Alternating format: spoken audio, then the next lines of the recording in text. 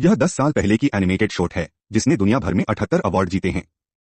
पूरी शॉट में एक भी लाइन नहीं है, लेकिन यह पूंजीवाद के घिनौने चेहरे को उजागर करती है। राक्षस को बांधने वाला व्यक्ति एक शेफ है। उसने केवल इतना देखा कि उसने चीनी मिट्टी की एक मेज और विविध सामानों की एक दराज को मशीन में ठूंस दिया। जैसे ही काला गाढ़ा तरल बाहर आया, खाना तेजी से मशीन के दूसरी तरफ से बाहर आ गया। उसने तुरंत खाना टेबल पर ला दिया, क्योंकि वहां उच्च श्रेणी के पूंजीवादी सुअरों का एक समूह था।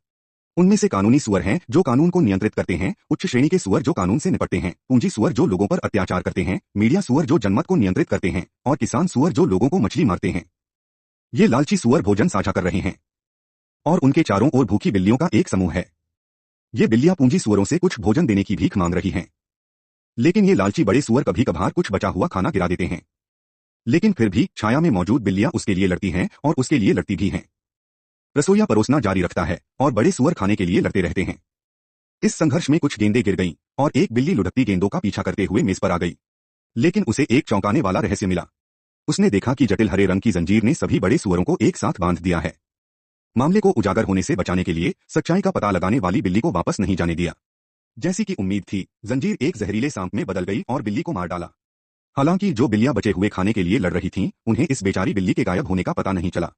जैसे जैसे समय बीतता गया, कमरे में संसाधन कम होते गए। लेकिन बड़े सुअर फिर भी लालच से खाना खा रहे थे। रसोइये के पास पर्दे हटाने और लाइटें बंद करने के अलावा कोई विकल्प नहीं था। उसने दीवारों को भी मशीन में फेंक दिया। हालांकि राजधानी के सुअर, जिन्हें कम और कम खाना मिल रहा था, और अंत में संसाधन समाप्त हो गए और भोजन का उत्पादन नहीं किया जा सका। राजधानी के सुअरों ने मेज खाली और रसोइये से भोजन परोसने का आग्रह किया। लेकिन खाली प्लेट को देखकर रसोइये के पास अपना सिर